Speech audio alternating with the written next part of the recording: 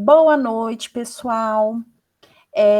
Hoje, né, dia 5 de outubro, quinta-feira, nós estamos aqui, né, mais uma vez no nosso encontro, né, mais um encontro aqui do nosso curso.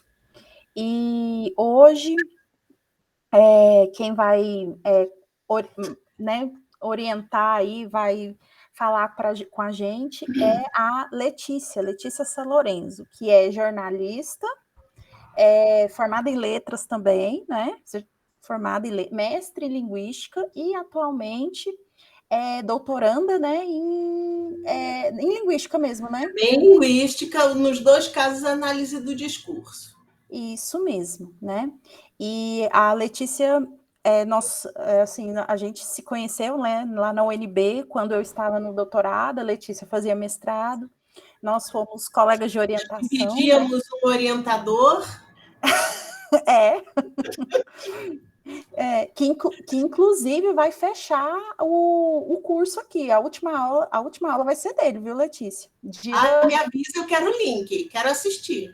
Tá Que bom. dia vai ser? Ai, gente, acho que é dia 25 a dia 26 de outubro. Agora eu tenho que confirmar com ele, mas é final de outubro, final do mês de outubro.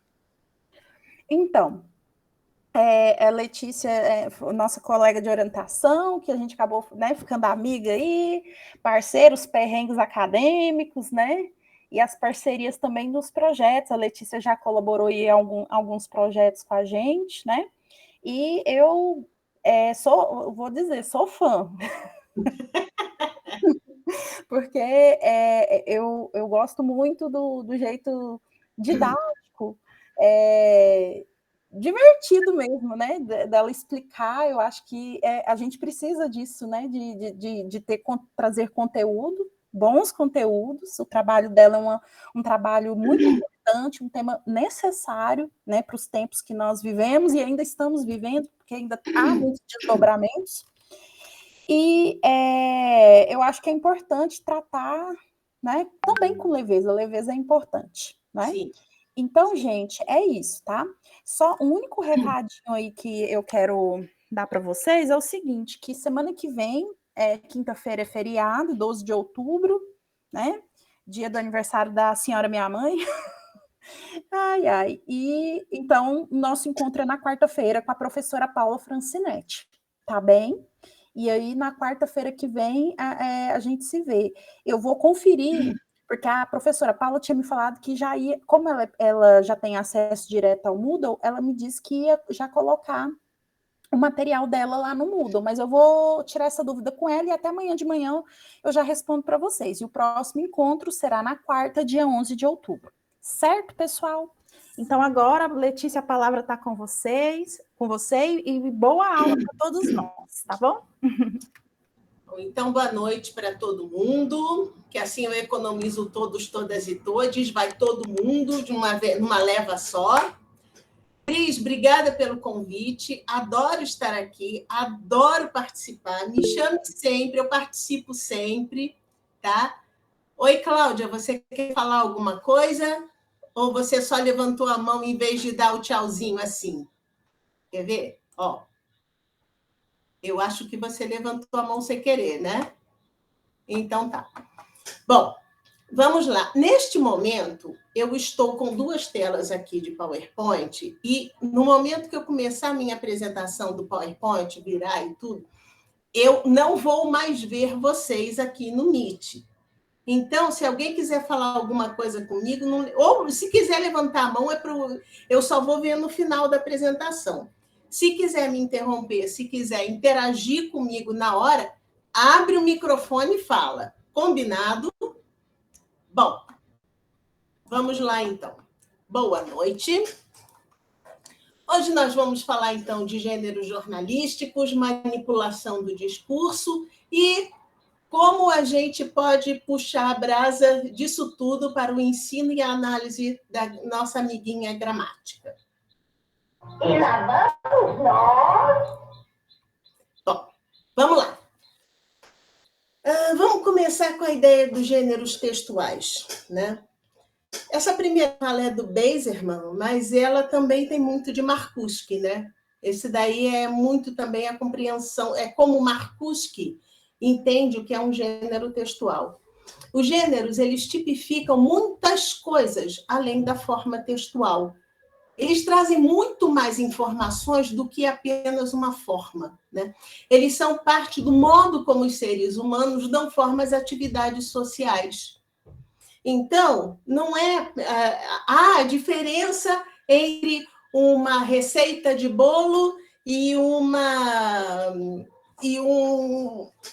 certidão de casamento. Para além de toda a forma, o conteúdo e tal, você tem dois momentos sociais que vão passar uma série de entrelinhas completamente diferentes. Quando o seu momento social de pegar uma receita de bolo tem uma série de pressupostos. O seu momento social de pegar uma certidão de casamento é outro, uma escritura de apartamento é outro.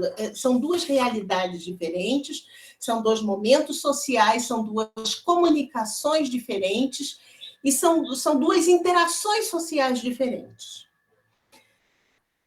Pegando esse gancho, o Van Dyck, em 1988, no livro News as Discourse, ele explica que o processo de leitura de uma notícia, e nós estamos falando de 1988, imaginem que ele estava fazendo isso, analisando a leitura de um jornal impresso, em papel, né? É uma realidade bem diferente da de hoje em dia.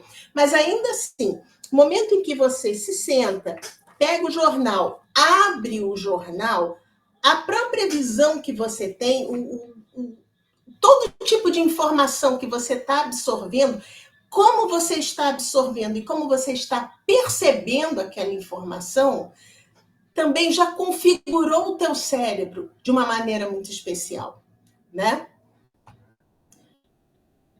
Então, aí eu peguei essa definição aqui de gêneros jornalísticos. Existe a entrevista, crônica, reportagem, gráfico, coluna, blá, blá, blá, blá, blá, blá, blá. Tá?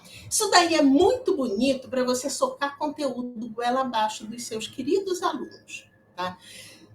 Só que isso aqui você também pode usar como exemplo para demonstrar o sentido social de cada um desses processos. Como assim, professora? Assim, ó. O gênero jornalístico, ele pressupõe uma relação social entre a empresa que produziu o texto ou o vídeo, ou o áudio, ou whatever, a imagem, a foto, e você, leitor, ouvinte, espectador, consumidor da notícia. Né? Existe uma função, aquele texto foi feito para você. Mas por que aquele texto foi feito para você? Como ele foi feito para você? Qual o efeito que vai ter em você ao ler aquilo? Que tipo de relação é essa que se estabelece a partir de uma mídia, né, entre a empresa jornalística e você? Né? O que significa socialmente uma notícia de jornal? A quem o jornal dá voz e como dá a voz?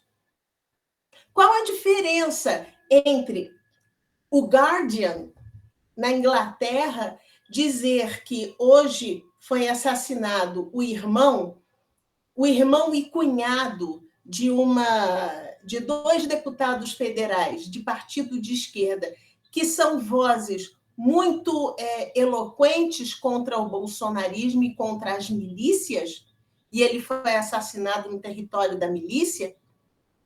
Qual a diferença entre o Guardian, a conotação política, e todos os jornais brasileiros, horas depois do assassinato, já começarem a dizer: não, olha só, parece que estavam confundindo ele com um miliciano, porque aí ele foi assassinado como se um miliciano andasse por aí, ficasse a 200 metros do Vivendas da Barra, sem segurança. A solução para o crime da Marielle, que não saiu até hoje, no caso do crime do irmão da Sâmia, vai sair assim em 12 horas. É isso mesmo? Sabe? É todo esse tipo de análise. E qual o papel do jornal? Qual o papel das empresas jornalísticas nesse processo? que tipo de silêncio ele está promovendo e que tipo de reverberação de voz ele está promovendo. Isso é muito importante. Aí, para a gente ilustrar um pouquinho mais isso aqui, eu tenho este vídeo aqui do Agro é Pop. Acompanhem comigo este vídeo. Agro é pop, agro é tech, agro é Regina. Regina Pereira é líder do Quilombo Cafundó em Salto de Pirapora, São Paulo. Preservar raízes da natureza e as raízes do seu povo para alimentar o mundo. Esse também é o dia a dia da Regina Pereira. Quer provar? Agro, de gente para gente. Então tá, deixa eu voltar aqui, antes de eu continuar, cadê vocês? Deixa eu ver vocês aqui. Não, eu quero vir para cá, cadê vocês aqui? Eu quero que vocês me falem. Ah, pronto, apareceu aqui. Agora eu quero que vocês todos abram o microfone e falem comigo rapidinho. Que história é essa? O que vocês viram aí? Hello? Podem participar, eu deixo. Sem vergonha, gente. Não precisa ter vergonha, não. O que vocês viram aqui? Quem é o personagem desse vídeo? Uma mulher negra, líder de um quilombo. Líder de um quilombo. Esse vídeo fala sobre o quê? Sobre o agro. Sobre o agro. O que é o agro? É o agronegócio. É um consórcio. O agronegócio é um consórcio de grandes empresas que produzem, não fazem produtos agrícolas, eles produzem commodities. Eles geram commodities e vendem no mundo inteiro. Olha isso aqui. Olha isso aqui. Esse também é o dia... preservar a raiz e natureza do seu povo para alimentar o mundo. Como assim? A Regina Pereira alimenta o mundo? Qual é o perfil de produção da Regina Pereira? É agronegócio ou é agricultura de subsistência?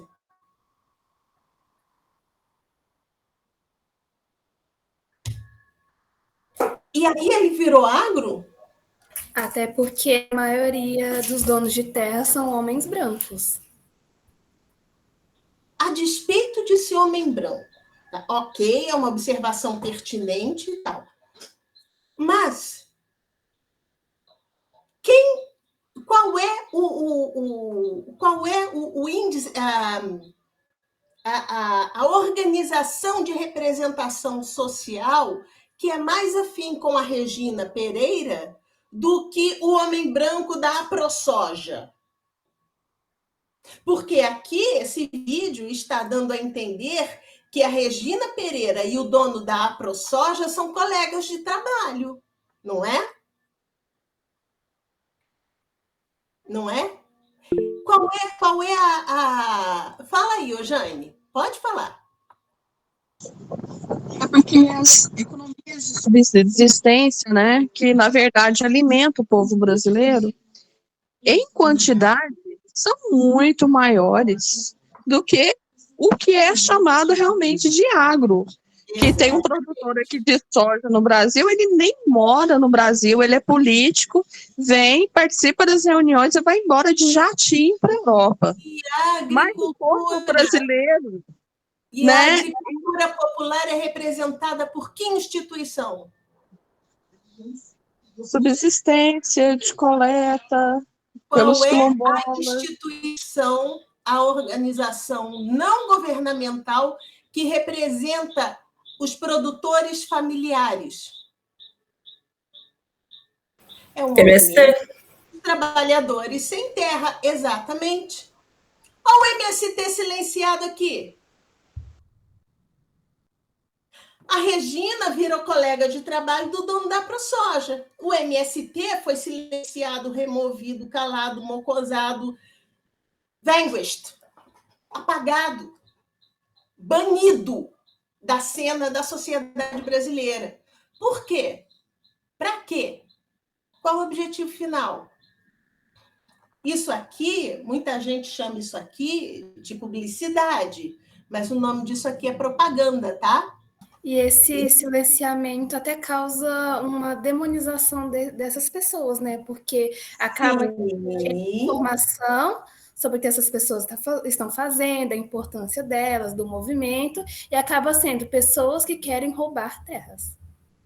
Outra observação são é que esses pequenos produtores, eles acham que eles pertencem ao agronegócio. Aí é o momento deles votarem nos grandes produtores, no PL, vão fortalecer politicamente, economicamente um povo ao qual eles não pertencem. Pois é. E aí você silencia toda uma parte da sociedade brasileira, que é uma parte que ela não existe à toa. Ela ocupa um lugar social, ela ocupa um espaço social. E por que ela tem que ser apagada? Por que aquele lugar social dela tem que ser apagado? Né? Tudo isso a gente tem que pensar. Isso aqui, gente, esse trabalho daí é um trabalho de propaganda, ou seja, é uma informação enviesada, é uma informação parcial, com vistas a passar apenas um lado da informação. E isso daí é uma das bases da funcionalização do que se convencionou chamar de fake news. Mas é outro setor, é outra aula, é outra coisa. Eu só quero que vocês tenham isso em mente, tá? Porque isso é muito importante.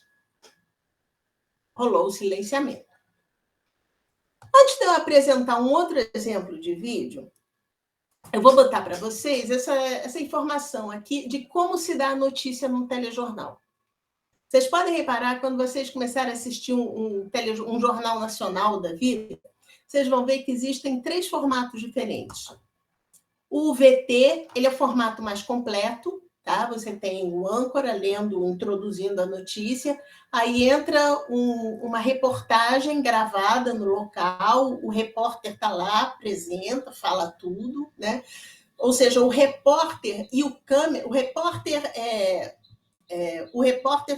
e o câmera, né, o repórter cinematográfico, estiveram no local, apuraram a notícia e trouxeram a notícia para o espectador. Outra forma é a nota coberta, tá?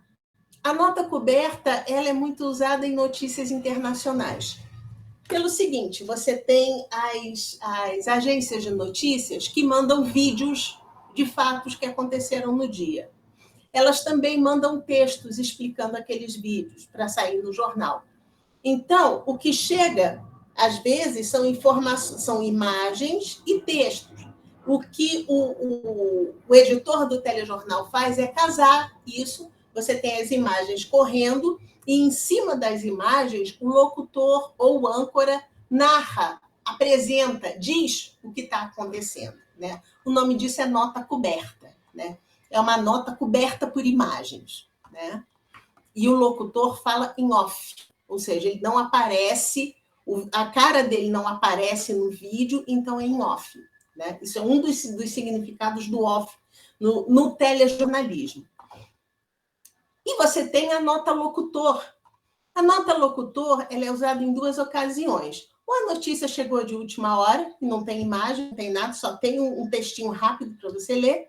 Ou então o assunto é irrelevante e não vai gerar imagens. Por exemplo, veja os números da Mega Sena. Se gerar imagem, vai gerar um caractere com números do lado do locutor. Isto posto, eu quero que vocês prestem atenção a esta notícia que saiu no Jornal Nacional no dia 16 de setembro de 2014. O Jornal Nacional noticiou desta forma o fato de, pela primeira vez na história, o Brasil estar fora do mapa da fome. Vamos acompanhar. O órgão das Nações Unidas para a Alimentação e Agricultura citou o Brasil como um dos países que conseguiram reduzir pela metade o número de pessoas que passam fome. 20 anos atrás, 14,8% dos brasileiros viviam na miséria. Agora, esse índice é de menos de 2%, cerca de 3 milhões e 400 mil pessoas. Segundo a FAO, essa queda se deu por causa da eficiência dos programas de combate à fome. A FAO é dirigida por José Graziano, que implantou o programa Fome Zero durante o governo Lula. No mundo, 1 em cada 9 pessoas ainda está desnutrida. Então, vamos lá, vamos abrir de novo o microfone. Cadê vocês? Isso daí foi o quê? Foi um VT, foi uma nota coberta ou foi uma nota locutor? Nota locutor. Condiz com o tamanho da notícia?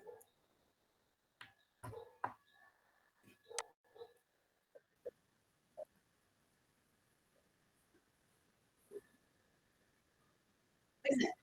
Considerando que no dia 16 de setembro de 2014, a notícia do Brasil fora do mapa da fome saiu pela manhã e o Jornal Nacional foi ao ar às 8 da noite, dava tempo de produzir um VT?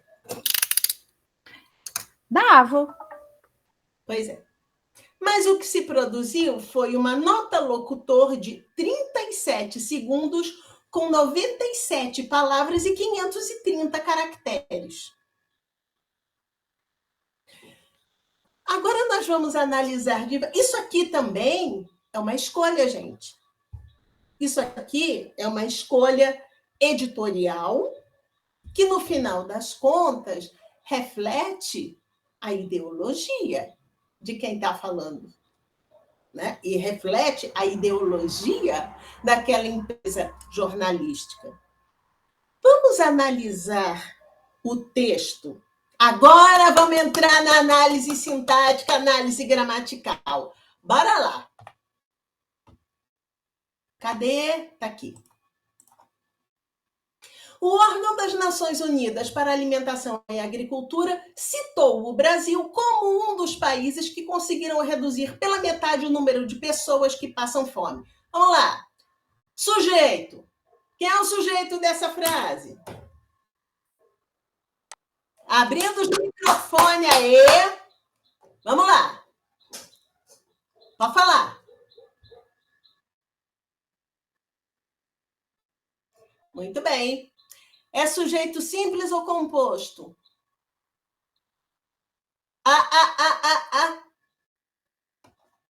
Aqui o verbo singular. É simples. Mas a ideia é essa, olha aqui. 1, 2, 3, 4, 5, 6, 7, 8, 9, 10, 11 palavras. É um sujeito simples com 11 palavras. É para confundir. Quando você começa a falar, o órgão das Nações Unidas para a Alimentação e Agricultura vendo Monza 94 em bom estado tratar com Salim Maluf, sabe? Você perde. A ideia aqui é perder a informação e se tornar desinteressante. Tá? Citou o Brasil. Para quem mexeu já com pragmática, nós temos aqui, se a gente pensar qual é o tópico dessa notícia, o tópico, nós estamos falando do órgão das Nações Unidas. Se a gente reparar, olha o que eu escrevi aqui. Olha o título que eu botei aqui. Brasil e o que aconteceu com o Brasil. Aqui, o texto do Jornal Nacional joga o órgão das Nações Unidas e o que ele fez com o Brasil. O Brasil, ele virou pós-verbal. No momento que ele virou pós-verbal, ele está sofrendo a ação, de alguma forma, ele começa a sofrer a ação de um sujeito. Então, o Brasil já virou meio passivona nessa história. Aí, citou o Brasil objeto direto, como um dos países. É um entre vários, ou seja, grandes bostas que conseguiram reduzir pela metade o número de pessoas que passam fome. Gente, o que é metade, hein? Oi? Metade eu não dei. Metade você tem 100, a metade é 50, certo? Então tá. Aí vamos ver, guarde esse pela metade. Ele vai ser importante já já.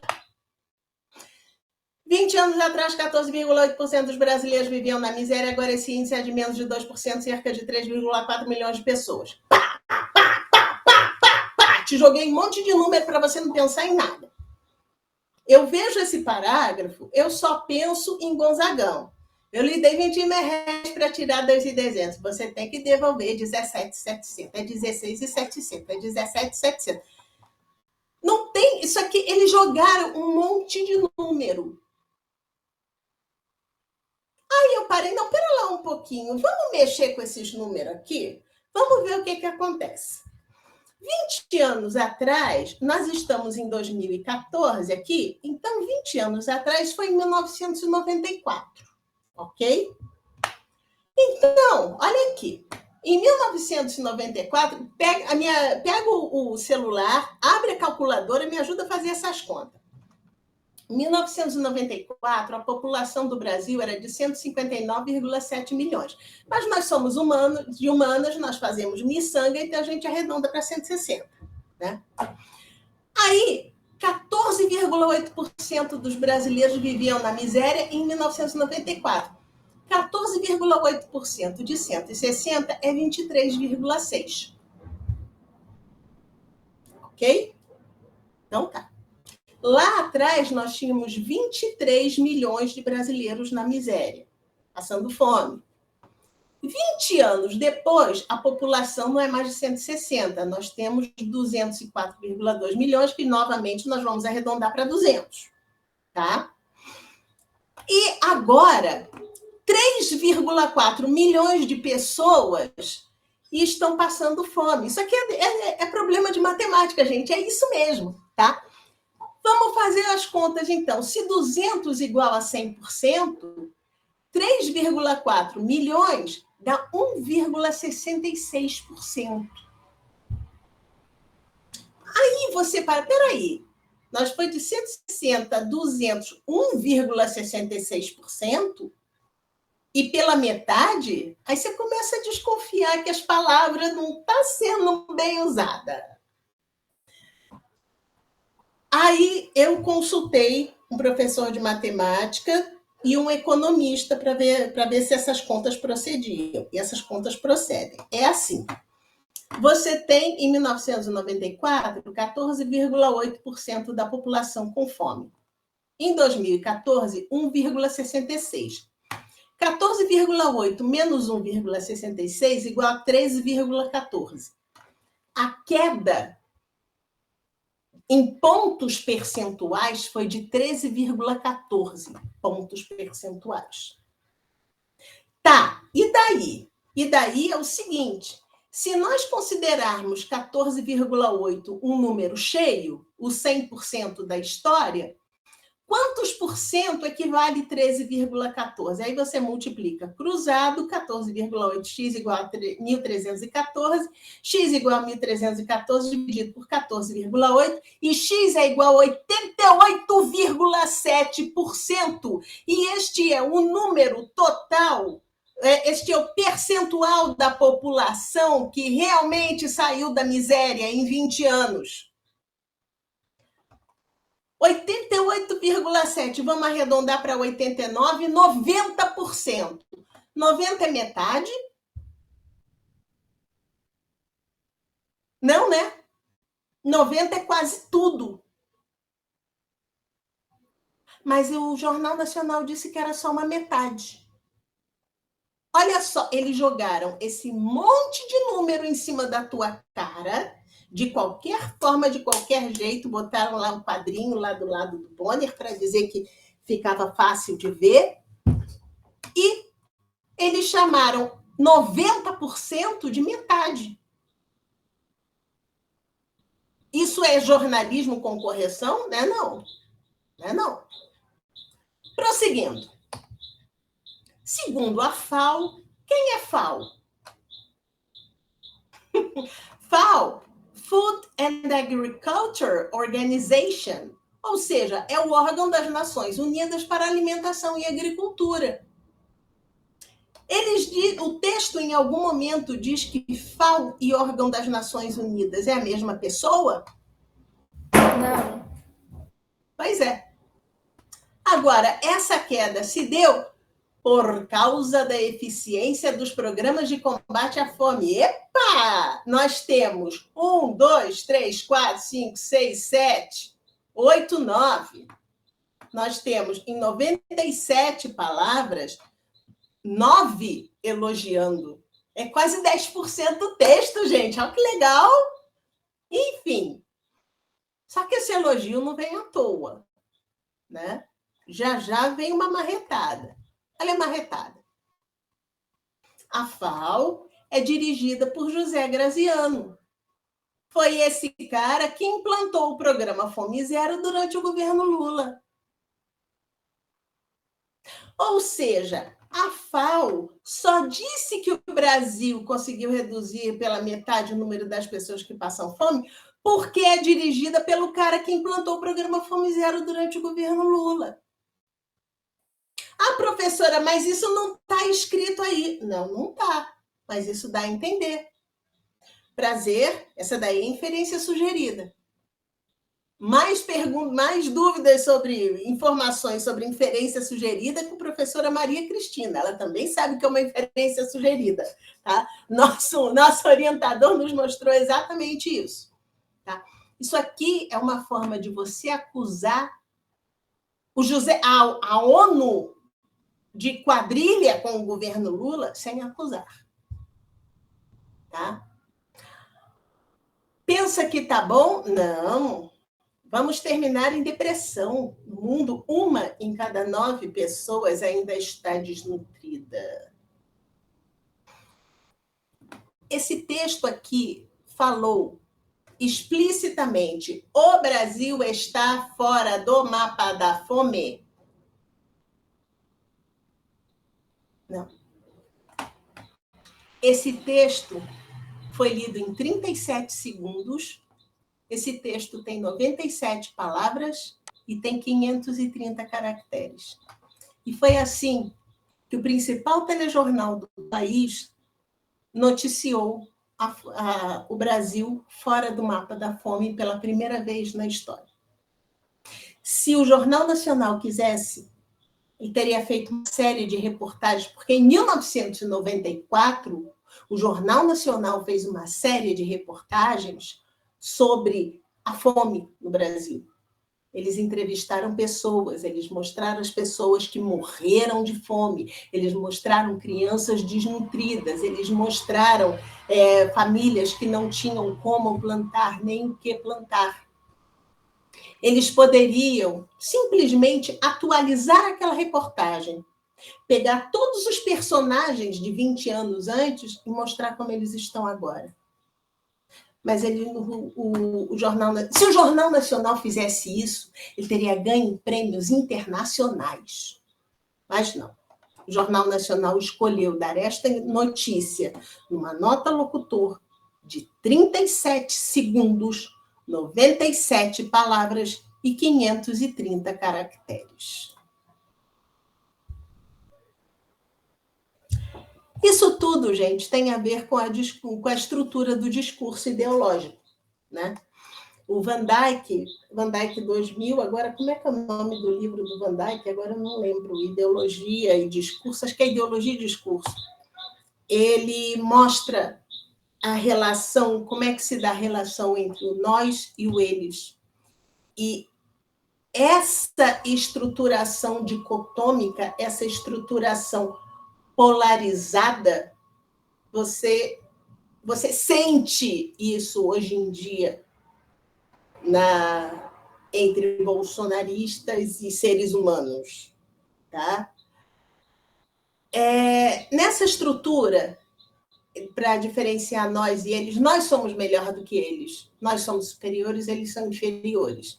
Então, nós devemos dar ênfase às coisas positivas sobre nós. No momento que a gente vai enfatizar o que é bom da gente, a gente vai dar ênfase do que é ruim deles.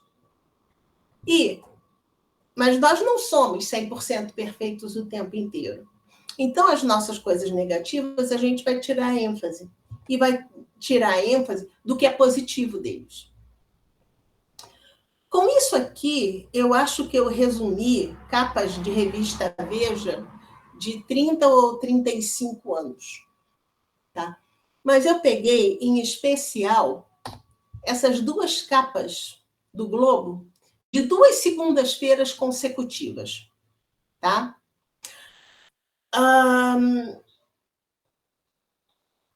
Isso daí deve ter sido em abril, se não me engano. Deixa eu ver se eu tenho aqui essa informação. Bom, deixa para lá.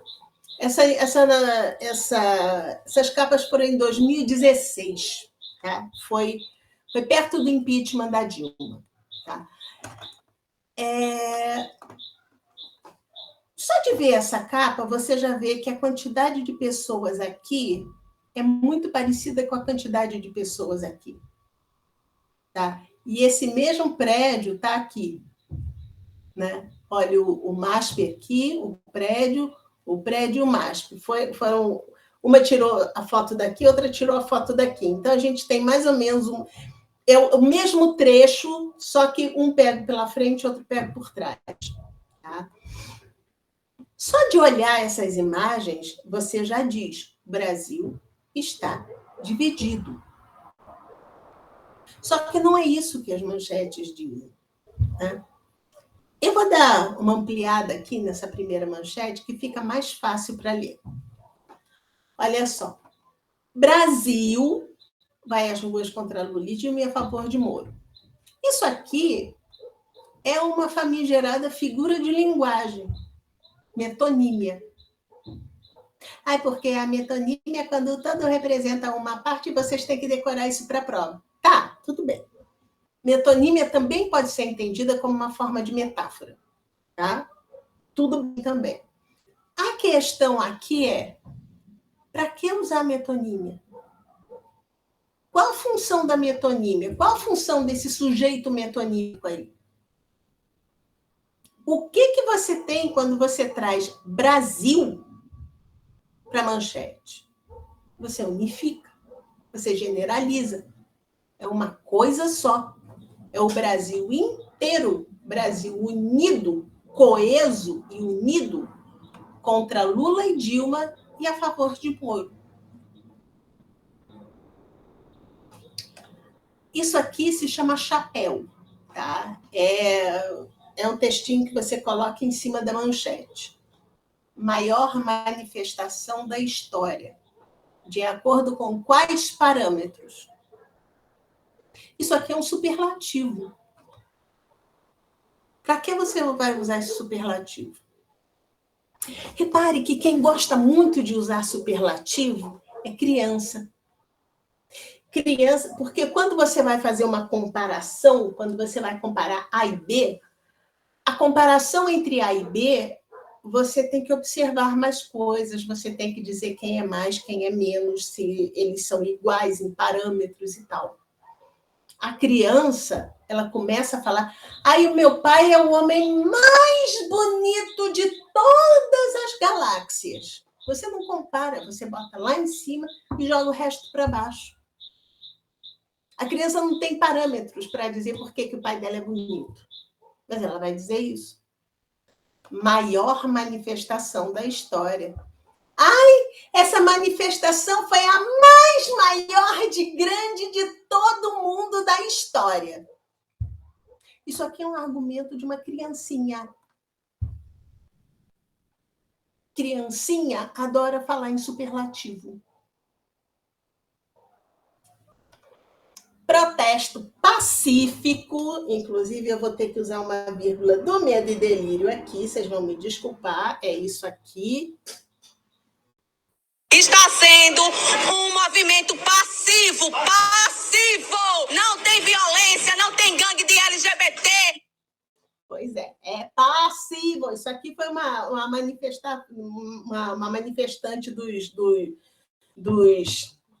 dos acampamentos lá na frente do Exército. É uma movimentação passiva, sem LGBT. Tá tudo bem. O protesto é pacífico. Porque o Brasil que vai às ruas contra Lula e Dilma e a favor de Moro é um Brasil pacífico. Reuniu 3,4 milhões de pessoas em 320 cidades de todos os estados e no Distrito Federal. Olha aqui o nível de especificidade. Eles estão dando muitos detalhes para te convencer de que foi grande a coisa.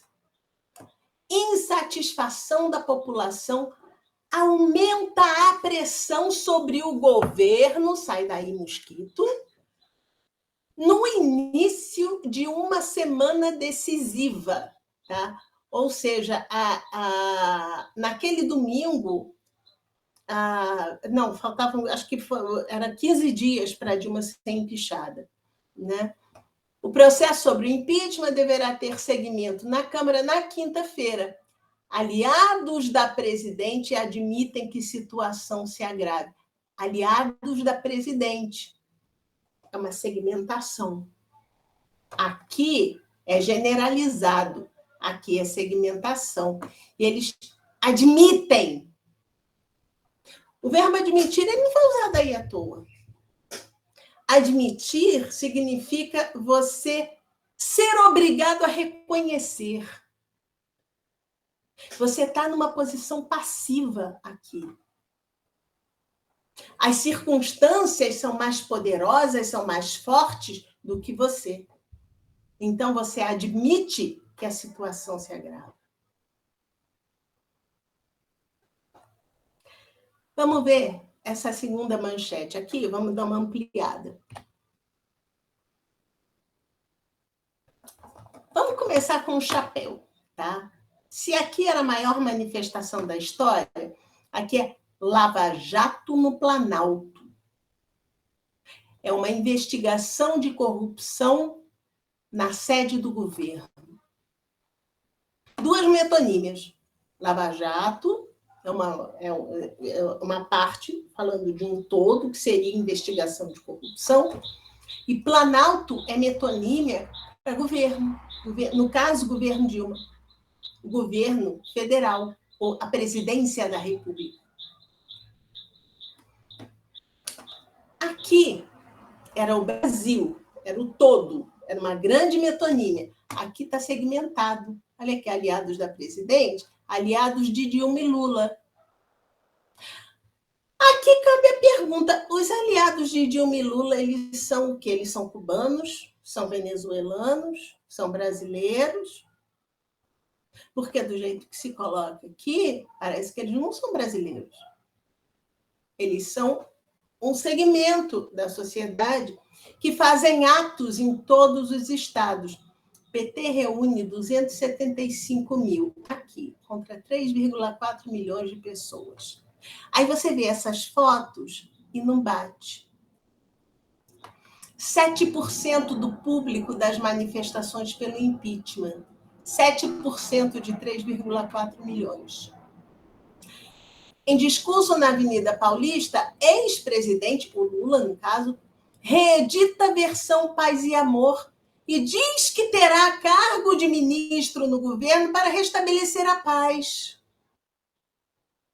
Manifestações tiveram shows para animar a militância. Olha aqui, os aliados admitem que a situação se agrava, então teve show para animar a militância. Se isso aqui não é uma escolha ideológica, eu não sei como chamar.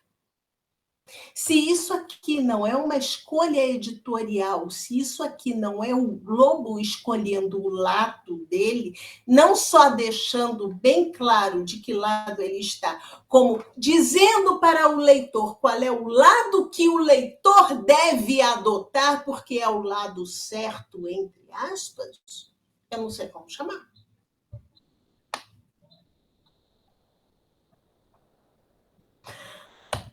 Aí, a gente tem escolha de palavras e sinônimos. Ponha um reparo aqui. Vamos imaginar a seguinte situação. Uma pesquisa descobriu que a aprovação de hipopótamos subiu e a aprovação de rinocerontes caiu. Isso equivale a dizer que a desaprovação de hipopótamos caiu e a desaprovação de rinocerontes subiu, certo? Vocês podem reparar que o que eu falei agora deu um nó na cabeça de todos vocês. E aqui é tudo professor de português, né? Aprovação de hipopótamos sobe, desaprovação cai. Eu falei a mesma coisa aqui com palavras diferentes. Desaprovação de rinoceronte sobe, aprovação a rinocerontes cai. Isso aqui, o George Lakoff vai chamar de metáfora orientacional. Tá? Nós estamos interpretando não só esse verbo como essa palavra aqui, como esse substantivo, nós estamos interpretando nos termos de uma escala que sobe e desce. Aprovação sobe, desaprovação cai. Só que quando eu digo que a desaprovação cai, a ideia que você tem é negativa. São duas palavras de semântica negativa. Por que essas duas palavras de semântica negativa estão dando uma notícia positiva? Aqui, desaprovação sobe. Opa, então a desaprovação subiu, legal, subiu. Não, mas peraí, a desaprovação que subiu. É uma notícia negativa. Mas como ela termina com sobe, você interpreta ela como positiva. E a aprovação cai. Vocês percebem que isso aqui está usado para confundir vocês? Aí vocês devem estar se perguntando assim, por que ela está falando de hipopótamos e rinocerontes? É porque eu escolhi dois bichinhos fofinhos, e neste contexto aqui, neutros, porque para você entender essa explicação, sem nenhum juízo de valor. Porque se eu fosse usar a manchete que inspirou esse slide, a manchete seria essa aqui. Vamos pensar. A desaprovação ao Lula cai. Se a desaprovação ao Lula caiu, a aprovação subiu. Mas você tem duas palavras de semântica negativa e duas metáforas orientacionais, down, para baixo, envolvendo o Lula. E aqui, Moro sobe. Moro sobe. Só que é de Moro. O que de Moro subiu? A desaprovação. A desaprovação do Moro subiu. Então, mais gente desaprova o Moro. Nós temos uma notícia positiva para o Lula e negativa para o Moro, mostrada de forma negativa para o Lula e positiva para o Moro. Agência Estado.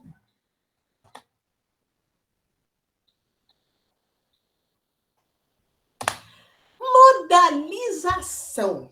Ah, que troço legal. Modalização é isso aqui, olha.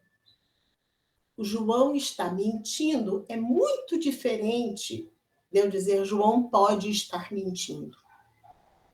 Aqui eu estou afirmando sem dúvida nenhuma. Aqui é uma possibilidade. Pode. É possível que ele esteja mentindo. Isso aqui faz parte do meu corpus do mestrado. Na comparação com o FH, Dilma parece levar vantagem. Não sei não, viu? Mas parece que a Dilma está melhor se comparada com a FH. Não vou afirmar isso, mas que parece. Olha essa notícia aqui. Eu não peguei a data dela, mas provavelmente é do governo Lula ou Dilma. PIB parece indicar retomada. Não se sabe. Parece. Pode não indicar, mas também pode. E essa retomada pode ser marcada por altos e baixos. Alguém me explica o que informa essa manchete? Olha, o João pode ir, mas ele também pode não ir, né? Mas então, talvez ele vá no cinema, mas então ele pode ir à praia também. Caraca, maluco, o João vai sair de casa ou não vai? Sabe? Aí você continua aqui. crescimento pode ser influenciado por super safra agrícola, produção industrial e índice de confiança de consumidor. Analisa Érica Fraga, esta sujeita aqui se formou comigo na UFRJ em jornalismo. Ainda tem isso, tá? Ainda tem que engolir esta sujeita aqui, né? E vamos ver agora as nominalizações. Gente, isso aqui é uma mão na roda para vocês explicarem para os queridos alunos a diferença entre adjunta de nominal e complemento nominal, tá? Até porque eu imagino que vocês também se confundam. Vamos lá. Essa notícia aqui é de março de 2018. Preocupa a reação de Lula, que não poupa ameaças de revide a ataques de caravana. Para além de um título de bosta, né, o que a gente tem aqui? Nós temos um personagem e um monte de troço em volta dele. Ligando o microfone aí. Quais são os verbos desse título?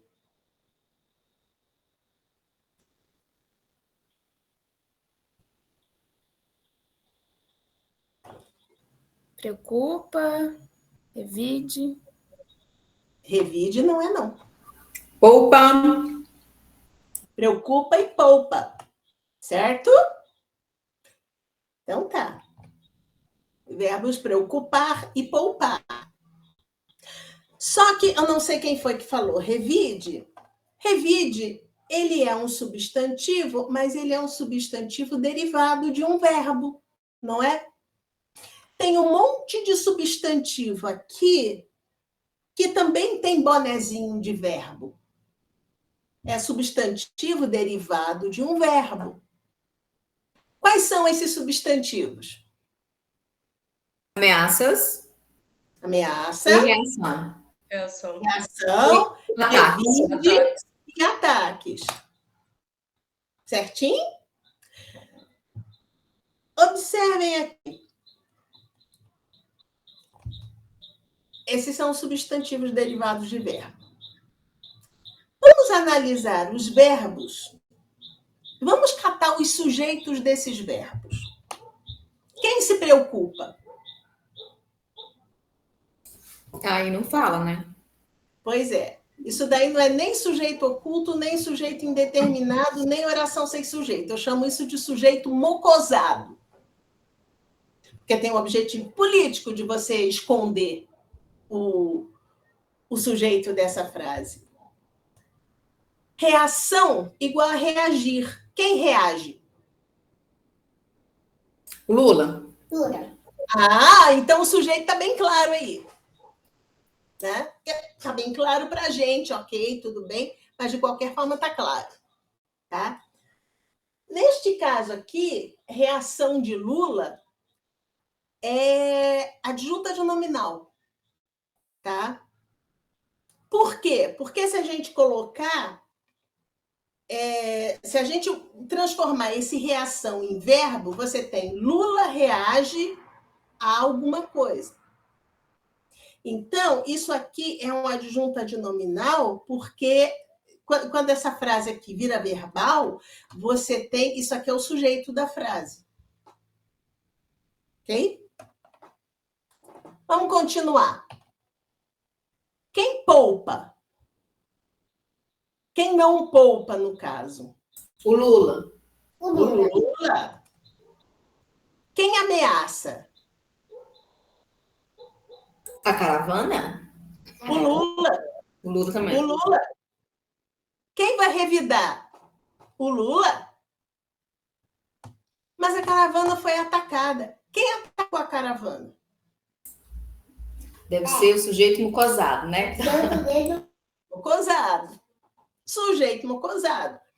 Se vocês acompanharam as notícias nessa época aqui, vocês sabem que o ataque à caravana do Lula ocorreu no Rio Grande do Sul, Depois da então senadora Maria Amélia dizer que receberia o Lula no relho, com relho, ou seja, com chicote, e quem atacou o Lula, inclusive desferindo tiros contra um ônibus onde estava o principal candidato à presidência da República na época, foram os agroboys, foram pessoas ligadas ao agronegócio. Isso está informado aqui? Não. Então, nominalização serve para mocosar a responsabilidade. Está tudo mocosadinho aqui, bonitinho. Tá? Agora, ataques à caravana. X atacou a caravana. Nesse caso, X atacou a caravana é objeto direto. Objeto é complemento. Certo? Então, quando você diz ataques à caravana, você tem um complemento nominal. Vocês pegaram aqui a diferença entre adjunta de nominal e complemento nominal? Oi? Bom, pelo menos tem uma cigarra aqui fazendo trilha sonora para mim, né? Vocês entenderam a diferença entre adjunta de nominal e complemento nominal aqui? Sim, entendemos, prof. Muito complicado, por sinal, né? Pois é. Aí o nosso aluno do cursinho chega para a gente tirar essa dúvida, e aí? Pois é, aí você mostra para ele que isso aqui, para começo de conversa, procura o verbo dentro desse substantivo e transforma esse substantivo em verbo e vê quem vira sujeito, quem vira objeto. Se você tem aqui o caravana virou objeto do verbo atacar, então ele é complemento nominal. Se aqui virou o sujeito do verbo reagir, é adjunta de nominal. Ok? Jesus amado, ok. Quando você faz a análise, fica super claro.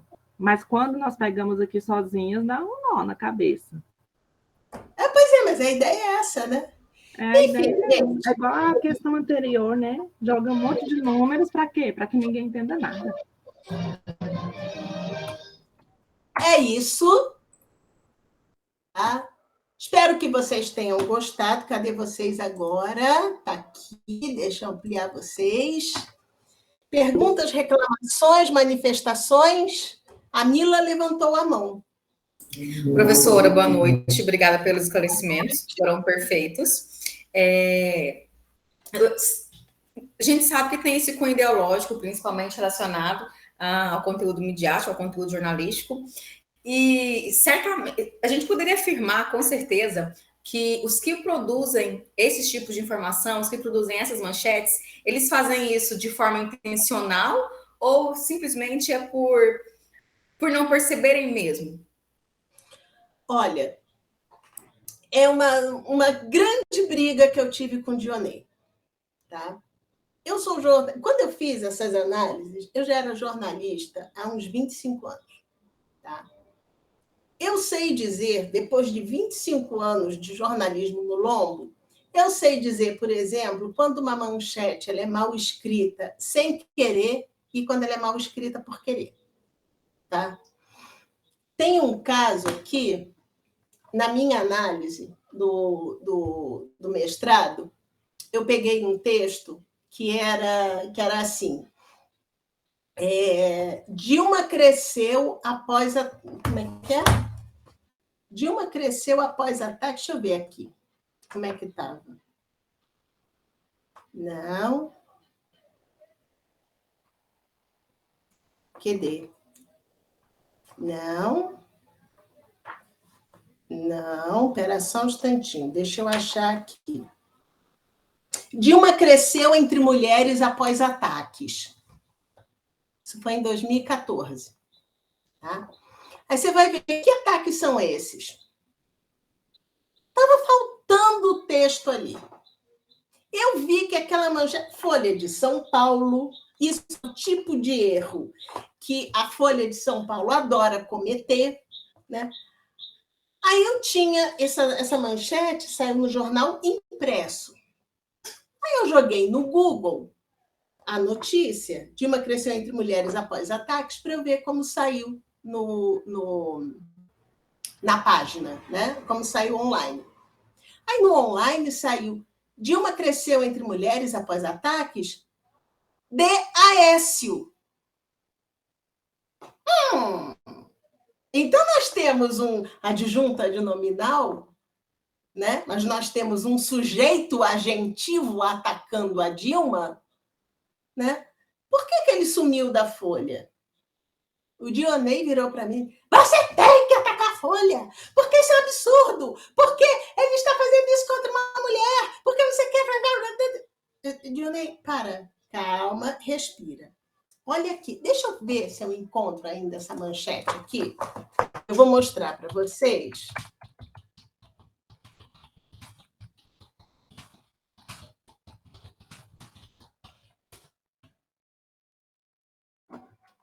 Aqui. Tá? Aqui. Vocês estão vendo? Então, né? Aqui. Dilma cresceu entre mulheres após ataques DAS. Olha esse detalhezinho aqui, olha. 2 da manhã. Tá? É essa notícia que saiu no texto impresso. Só que isso aqui é 2 da manhã. Tá? Como eu sou jornalista, eu sei que 2 da manhã é a hora em que a Folha joga todas as notícias do impresso no site. Ou seja, é a hora do fechamento do jornal. O sujeito que jogou às 2 da manhã essa coisa aqui, ele foi jogar no site. Será que eu não sei se eu vou ter essa apresentação? Na página impressa, tá? A notícia saiu neste cantinho aqui, pequenininho, do lado esquerdo. Tá? Era uma notícia sem menor destaque, sem a menor importância. Tá? As pessoas nem percebiam essa notícia. O que aconteceu? Estava estreito.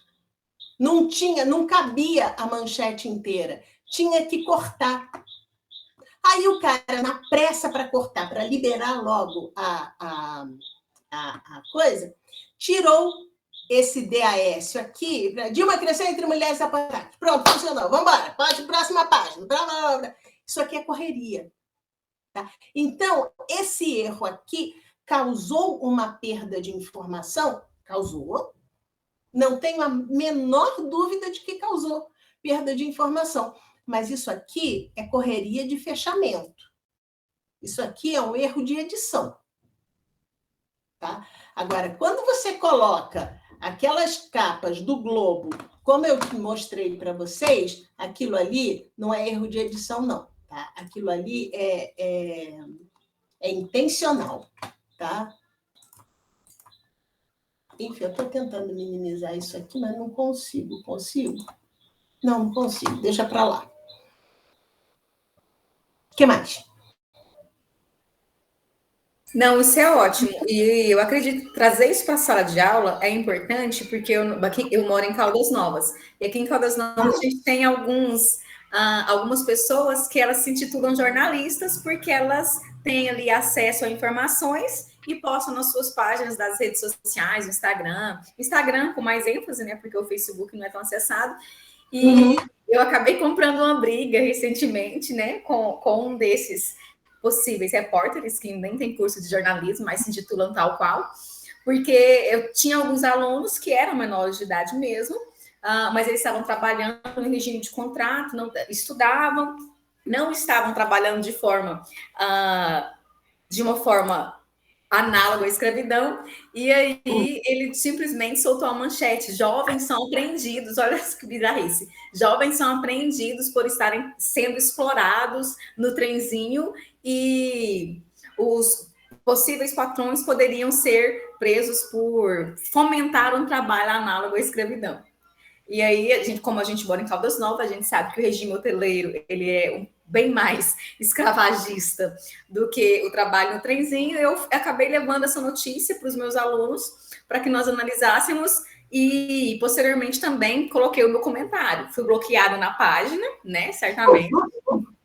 Mas, pelo menos, os meus alunos conseguiram perceber e falaram, nossa, nós somos enganados. E aí, a gente trabalhar com a sinonímia, eu não fui tão a fundo com a questão da constituição gramatical, morfológica e gramatical, mas nós trabalhamos com a questão da sinonímia, nós trabalhamos com os efeitos distintivos, e também, consequentemente, com a questão ideológica, porque logo eles perceberam que aquele jornalista estava favorecendo os grandes empresários, né? Porque se tinha ali adolescentes que ganhavam mais um trenzinho, certamente eles não iam submeter a um regime de trabalho que você trabalharia mais e ganharia menos na rede hoteleira. Então, achei muito interessante isso, porque eles passam a não acreditar em tudo que vem, né? Porque, por exemplo, às vezes distinguir fake news é fácil, mas porque eles têm mecanismo na internet que consegue fazer com que qualquer pessoa distinga uma notícia falsa de uma notícia verdadeira mesmo. Mas agora, perceber os entremeios implícitos em uma notícia, e quando a gente fala de Folha de São Paulo, UOL,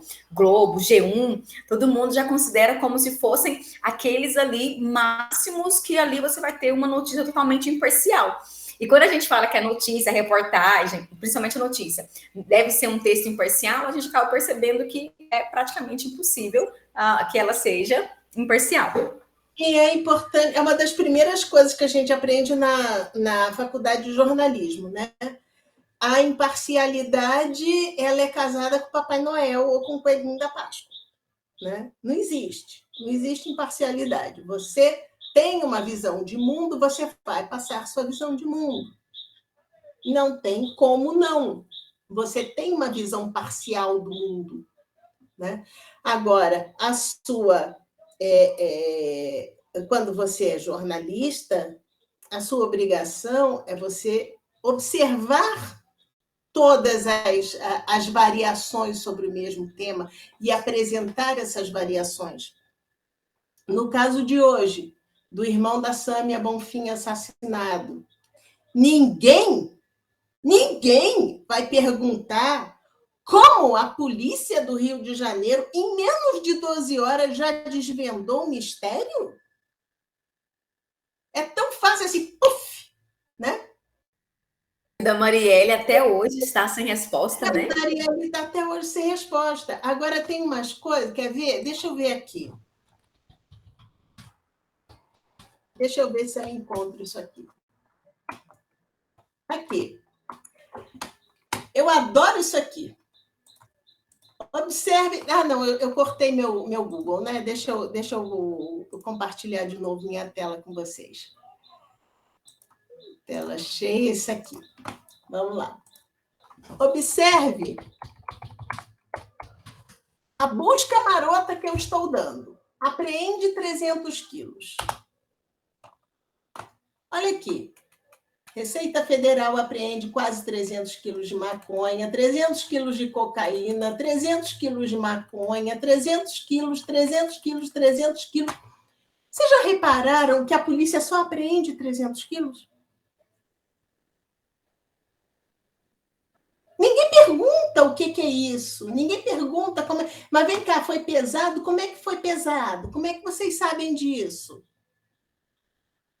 A polícia matou 2 pessoas na favela, na comunidade e tal, ligadas ao crime organizado. Oi? Jura? Aí você tem... na favela já está ligada ao crime, né? Pronto. Aí você tem a população, as pessoas lá da comunidade dizendo, não, ele era trabalhador, ele estava descendo para pegar o ônibus para ir para o trabalho. Aí você tem a criação de estereótipos. Porque no momento que você faz isso, você faz com que todo mundo associe imediatamente favelado a bandido. De maneira mais pejorativa impossível. Não tem meio termo, talvez possa ser, pode, não. Favelado é bandido. Aí você tem que você vê o caso daqueles meninos usando o boné CPX, que é complexo. Aí o pessoal já pega e já fala, não, isso daí é nome de traficante, sabe? Então, isso daí é um tijolinho que vai formando uma série de verdades que você toma, né? E é assim que você aprende a ler o mundo, e é assim que você aprende a ler o mundo sem pensar. Sem pensar, sem considerar.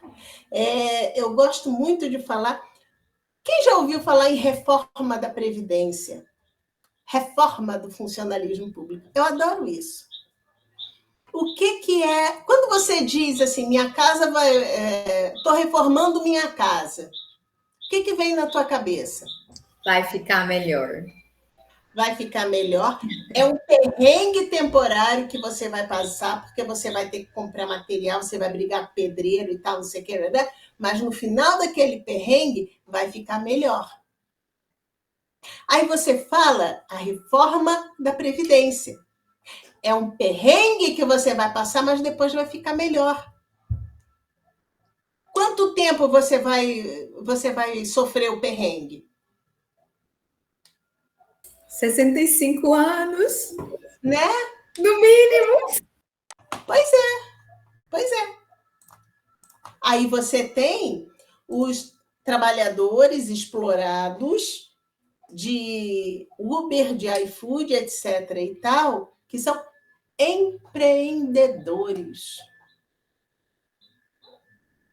Para começo de conversa, alguém perguntou para aquelas pessoas: você quer fazer isso da sua vida?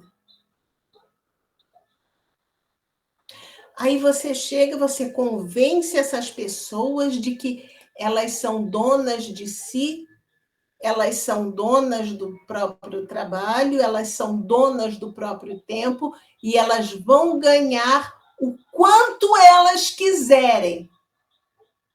E tem gente que acredita. E aí nós vamos ressignificando a escravidão. Em vez de pessoas escravizadas, que nós estamos reformulando, né? Eu sou do tempo em que eu estudei que havia escravidão e havia escravos. Meu filho já aprendeu que são pessoas escravizadas, ok? Faz todo o sentido do mundo. Elas sofreram um processo de escravidão, elas foram vítimas, né?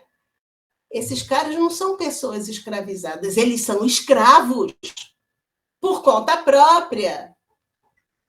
Eles são ensinados a acreditar que aquela escravidão é mó legal. Cadê debate de ideias nessa história? Não existe.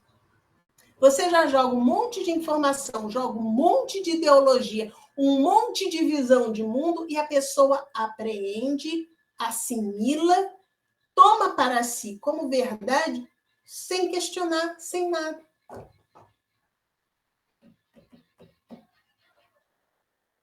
Às vezes fica até difícil questionar, igual aquela que você falou do adjunto lá, sei lá o quê. Para entender aquilo ali foi mó rolê. Para codificar. Aquele título, ele foi feito para não ser entendido. Ele foi feito para confundir. Tá? O objetivo daquele título era jogar a culpa no Lula. A única pessoa que aparecia ali era o Lula. Tá? E ali, mesmo jornalisticamente, aquele título está uma vergonha, está um absurdo. Tá? Uma pessoa com o mínimo de vergonha na cara, um editor com o mínimo de vergonha na cara, viraria para Catanhede e diria para ela, no melhor estilo jornalístico: tá uma merda, refaz essa porra. Que é assim que a gente fala no jornalismo. Nós somos finos, gentis e agradáveis, né? Mas não foi feito. Ficou horrível. Exatamente, tá vendo só? Não foi feito. O título se manteve horrível. Isso também tem um objetivo, né?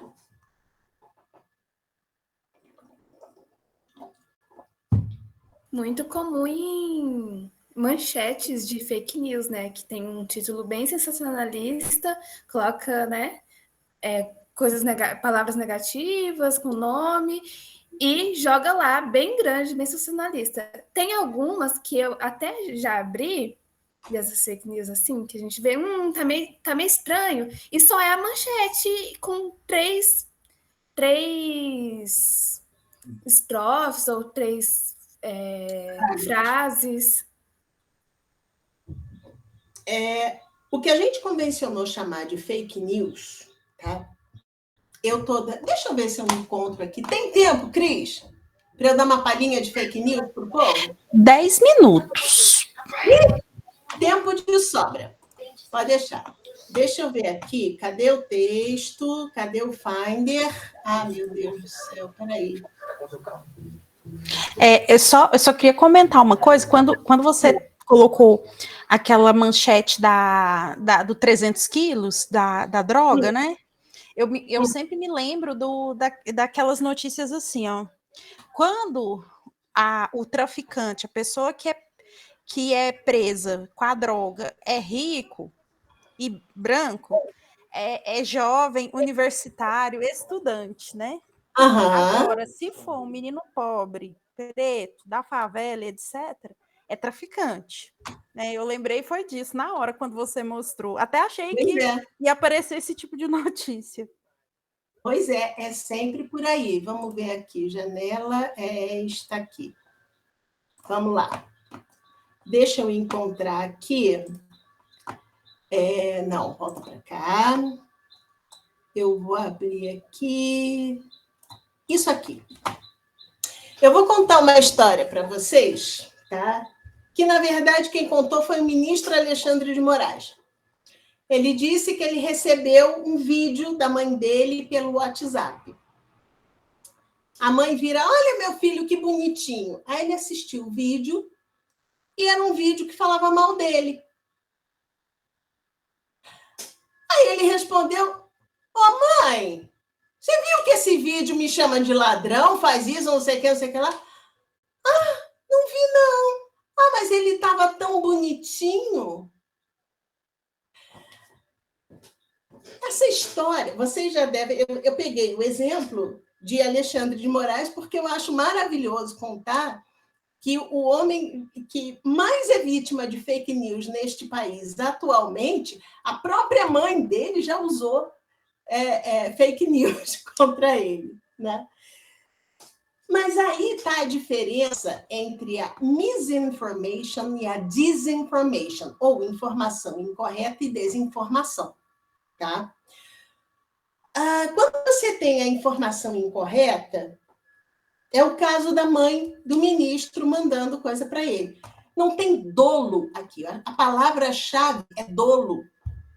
A mãe mandou aquele vídeo para ele com a melhor das intenções do mundo. Ela teve prazer. Olha a expressão que eu estou usando. Ela teve prazer ao começar a assistir aquele vídeo e encaminhou para o filho para compartilhar um momento de prazer com o filho.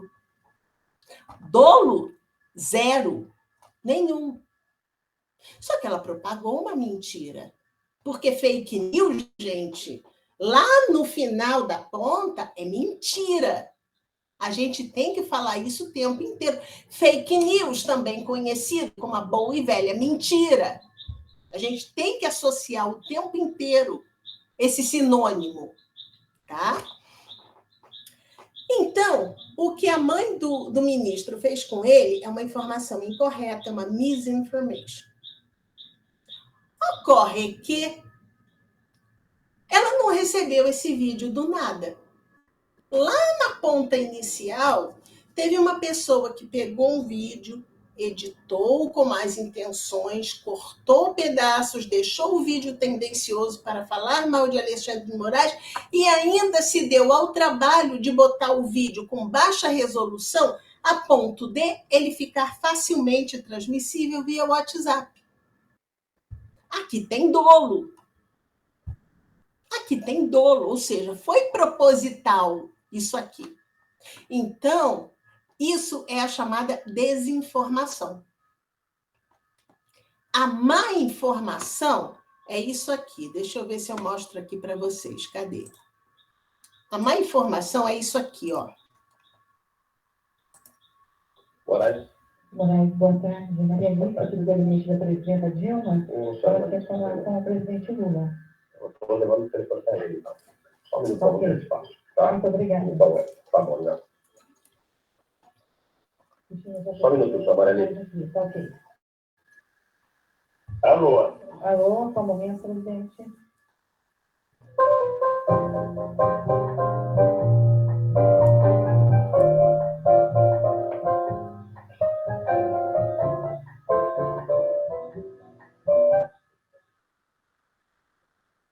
Alô? Alô? Lula, deixa eu te falar uma coisa. Seguinte, eu estou mandando o BC junto com o papel para a gente ter ele e só uso em caso de necessidade, que é o termo de posse.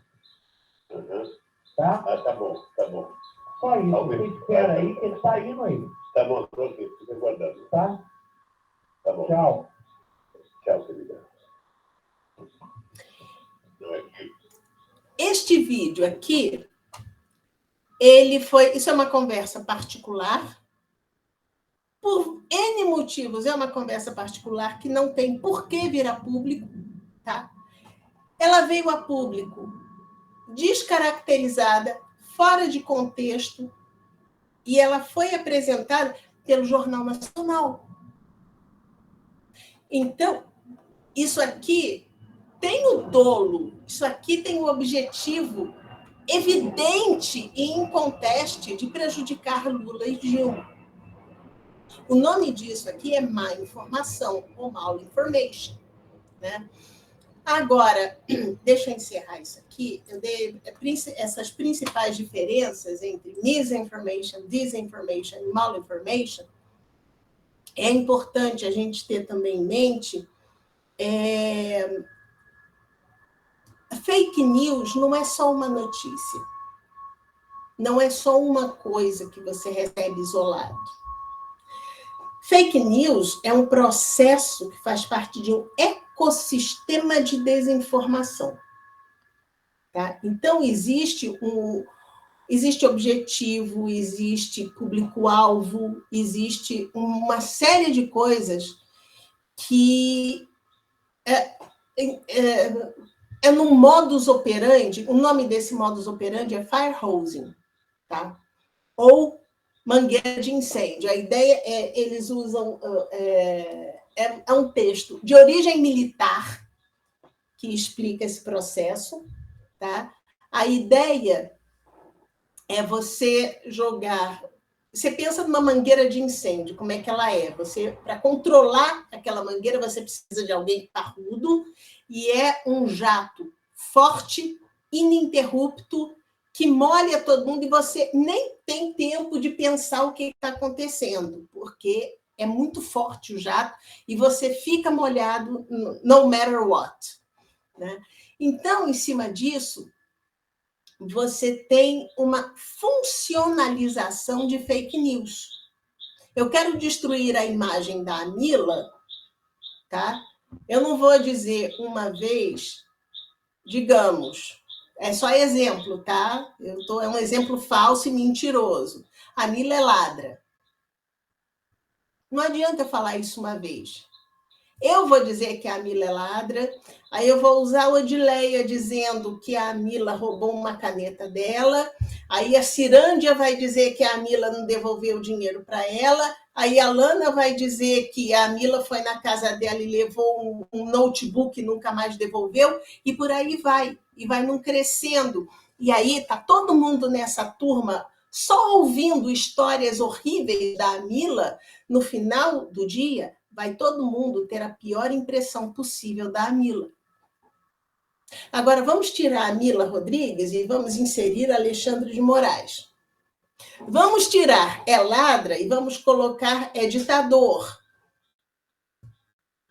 Todo mundo dá exemplos absurdos de que ele é ditador, e quem está imerso nesse ecossistema de desinformação acredita tanto nessa história que chega num ponto em que escuta que Alexandre de Moraes foi preso e sai comemorando. E não para e pensa, espera lá um pouquinho. O cara é ministro da Suprema Corte. É homem branco. Homem branco tem curso superior, é ministro de Suprema Corte. Eu só estou dificultando a prisão dele aqui. Né? Mas ele foi preso? Quem prendeu? Por que prendeu? Que lei usou para prender?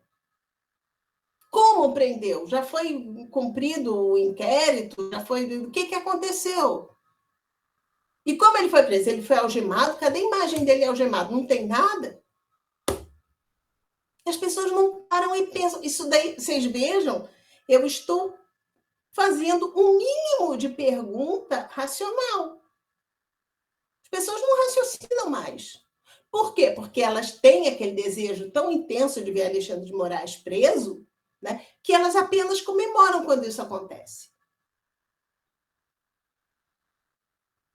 E é assim que você funcionaliza as fake news. Né?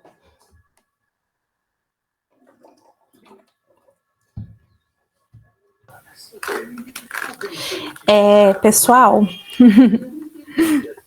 Letícia, pessoal, né? A nossa conversa está muito boa, mas nosso tempo acabou. 1h30. Isso mesmo, né? Eu só tenho assim a agradecer, Letícia, e mais uma vez pela parceria, né? Pela disposição em vir aqui colaborar com o nosso projeto, né? Só agradecer.